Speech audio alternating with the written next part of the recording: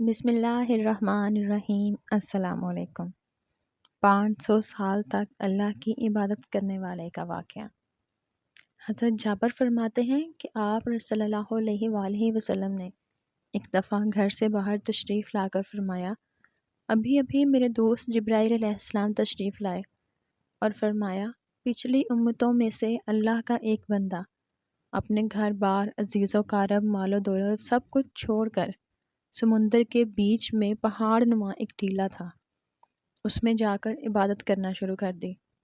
وہ سمندر اتنا وسیع تھا کہ اس ٹیلہ کے ہر جانب 4,000 فرسخ دوری تک سمندر تھا۔ وہاں پر کوئی کھانے کی چیز نہ تھی اور سمندر کا پانی بھی بالکل نمکین تھا۔ اللہ تعالیٰ نے اپنے فضل سے اس میں ایک انار کا درخت اگا دیا اور انگلی کے برابر پینے کا پانی جاری کر دیا۔ یہ عابد دن رات 24 گھنٹے اپنی عبادت میں مشغول رہتا اور 24 گھنٹے میں انار کا ایک پھل کھا لیتا اور میٹھے پانی کے چشمہ سے ایک گلاس پانی پی لیتا۔ اسی حالت میں 500 سال گزر گئے۔ 500 سال کے بعد جب اس عابد کی موت کا وقت آیا تو اس نے اللہ تبارک و تعالیٰ سے یہ دعا مانگی کہ سجدے کی حالت میں اس کی روح پرواز کر جائے اور اس کی ناش کو مٹی وغیرہ ہر چیز پر حرام کر دے اور قیامت تک سجدے کی حالت میں صحیح و سالم رہے۔ اللہ تعالیٰ نے اس کی دعا قبول فرمائی۔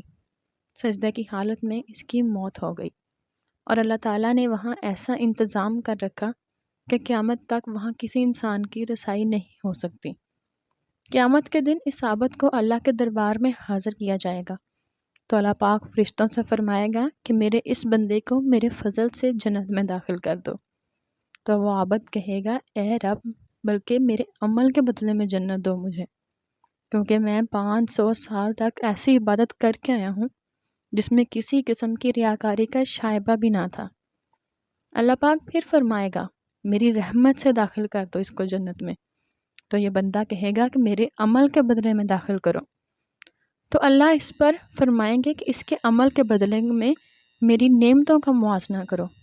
موازنہ کر کے دیکھا جائے گا کہ اللہ تعالیٰ نے جو اس کو بینائی عطا فرمائی ہے، صرف بینائی کی نعمت اس کی 500 سال کی عبادت ہے، اور جو اس کو پوری جسم میں کان کی نعمت، زبان کی نعمت، ہاتھ کی نعمت، ناک کی نعمت، پیر کی نعمت، دل و دماغ کی تمام نعمتیں عطا فرمائی ہیں، سب باقی رہ جائیں گی۔ پھر اس کے علاوہ جو 500 سال تک اللہ تعالیٰ نے میٹھا پانی پلایا اور انار کا پھل کھلایا ہے، ان تمام کا بدل باقی رہ جائے گا۔ تو اللہ تعالیٰ فرمائیں گے کہ اس کی 500 سال کی عبادت تو صرف ایک نعمت کے بدلے میں ختم ہو گئی، ہماری باقی نعمتوں کا بدل کہاں ہے؟ لہٰذا اس کو جہنم میں داخل کر دو۔ تو فرشتے اسے گھسیٹ کر جہنم کی طرف لے جانے لگیں گے تو وہ چلائے گا، اے میرے رب، محض اپنی رحمت سے مجھے جنت میں داخل فرما دیجیے۔ اللہ کی طرف سے کہا جائے گا کہ تجھے تو اپنی 500 سال کی عبادت پر بڑا ناز تھا، اب تیری عبادت کہاں چلی گئی؟ اور خطرناک سمندر کے بیچ میں نے تجھے انار کے پھل کھلائے اور 500 سال تک مسلسل میٹھا پانی پلایا، میری ان نعمتوں کے بدلے میں تم کیا لائے ہو؟ تو وہ کہے گا، اللہ، آپ کی رحمت سے مجھے جنت میں داخل فرما دیجیے، آپ کی رحمت کے بغیر کچھ بھی نہیں ہو سکتا۔ پھر آخر میں جب حجت تمام ہو جائے گی تو اللہ تعالیٰ فرمائے گا، میری رحمت و میرے فضل کے ذریعے اس کو جنت میں داخل کرو۔ پھر وہ اللہ کی رحمت کے ہی ذریعے جنت میں داخل ہو سکے گا۔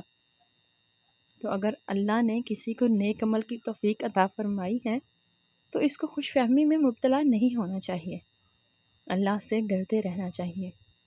یہ جو اللہ نے موقع عنایت فرمایا ہے، یہ بھی اللہ کی طرف سے بہت بڑا انعام اور توفیق ہے۔